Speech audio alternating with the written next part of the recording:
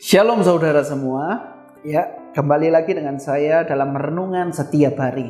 Ya, jika Bapak Ibu Saudara sekalian belum mengikuti renungan kemarin dan 2 hari lalu, Bapak Ibu Saudara bisa mencari di galeri YouTube kami tentang renungan selama 2 hari kemarin. Saya membahas tentang kenapa doa kita tidak dijawab oleh Tuhan.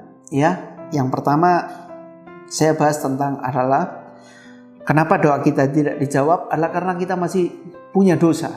Yang kedua, karena kita tidak mau mengampuni. Dan hari ini yang mau kita bahas kenapa doa kita tidak dijawab oleh Tuhan adalah dalam Yakobus 4 ayat 3 sampai 4. Saya akan bacakan. Atau kamu berdoa juga tetapi kamu tidak menerima apa-apa karena kamu salah berdoa.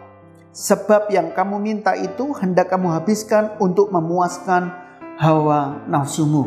Nah, jadi kebanyakan anak Tuhan orang Kristen, kenapa kita jenuh ke gereja, kenapa kita malas berdoa?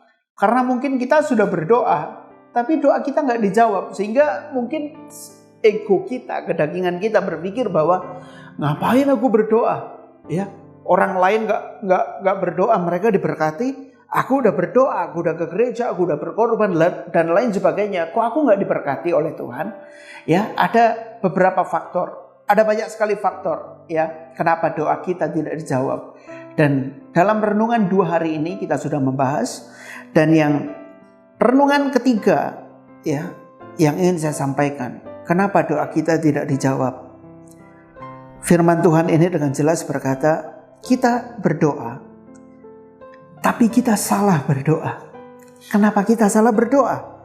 Sebab yang kita minta hendak kita habiskan untuk memuaskan hawa nafsu kita. Jadi kebanyakan dari kita ini ya, misalnya ini ya, kita benci nih sama seseorang. Lalu kita berdoa, Tuhan hukumlah dia Tuhan, ya. Hukum dia Tuhan supaya dia kapok, supaya dia cerai. Ketika mungkin orang itu mengalami masalah atau musibah, ya baru kita senang, wah Tuhan jawab doa saya, orang itu kena kecelakaan, orang itu kena musibah dan lain sebagainya. Ya, bisa jadi mungkin hal-hal seperti itu bisa terjadi, ya. Tapi cara kerja Tuhan kita tidak seperti itu. Bahkan firman Tuhan mengatakan, doakanlah orang-orang yang membenci kamu, orang-orang yang menganiaya kamu, doakanlah mereka. Ya. Kenapa doa kita nggak dijawab? Hal yang ketiga, faktor terbesar yang ketiga adalah karena kita salah berdoa. Hal yang kita habiskan hendak kita pakai, habiskan untuk memuaskan hawa nafsu kita. Wah, aku diberkati supaya orang-orang lihat, ya, aku bisa sukses tanpa mereka. Wah, ya, secara nggak langsung kita sombong. Dan Tuhan nggak ingin anak-anaknya menjadi sombong secara rohani.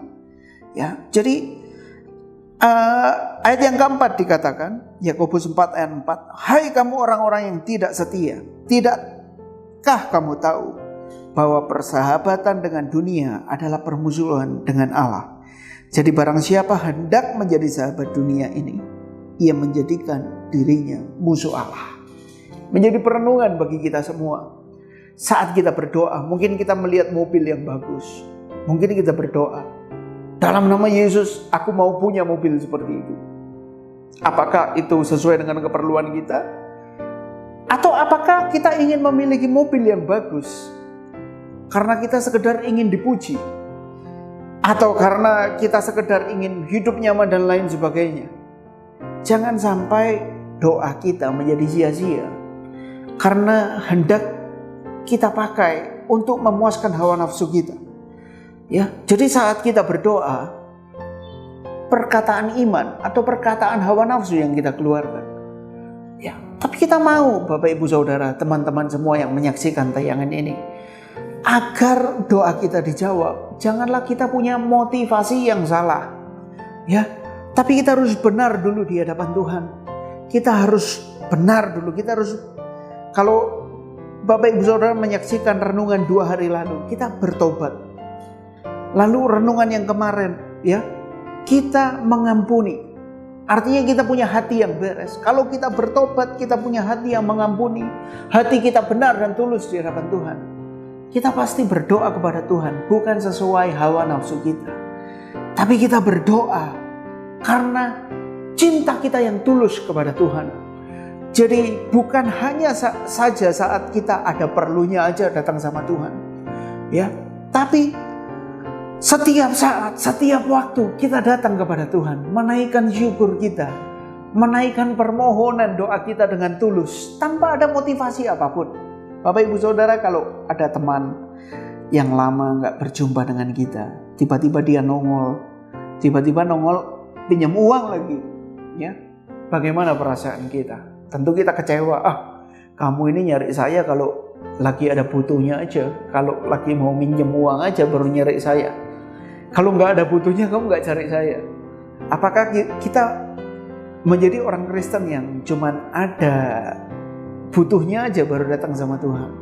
Ya, jadi perenungan buat kita semua. Marilah kita menjadi anak-anak Tuhan yang tulus. Berdoa dengan tulus. Berdoa bukan sesuai dengan hawa nafsu, tapi berdoa dengan iman kita. Mengucap syukur kepada Tuhan. Saat kita hidup dengan benar, bertobat meninggalkan dosa kita mengampuni orang lain, kita hidup dengan rukun, dan kita berdoa dengan motivasi yang benar.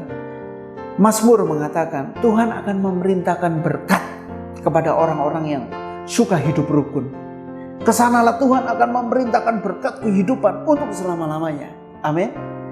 Jadi mau gak kita hidup rukun? Mau gak kita mengampuni? Mau gak kita bertobat? Mau gak kita punya motivasi yang benar di hadapan Tuhan? Jadi saat kita berdoa, jangan tonjolkan hawa nafsu kita. Ingin lebih unggul daripada orang lain.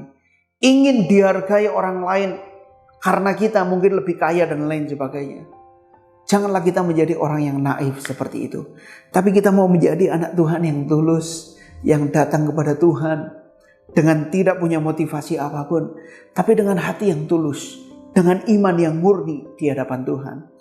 Dan kiranya 3 faktor ini selama renungan 3 hari ini bisa menjadi perenungan bagi Bapak Ibu Saudara sekalian semuanya, saudara-saudara yang menyaksikan, bahwa marilah jadi anak Tuhan yang setia, yang taat, dan yang tulus. Karena saat kita mau bertobat, kita mau mengampuni, dan kita tidak punya motivasi apapun saat datang di hadirat Tuhan, tentunya dengan motivasi yang baik, Tuhan pasti akan menjawab doa-doa kita semua. Demikian renungan firman Tuhan, semoga bisa menjadi berkat bagi kita semua. Shalom.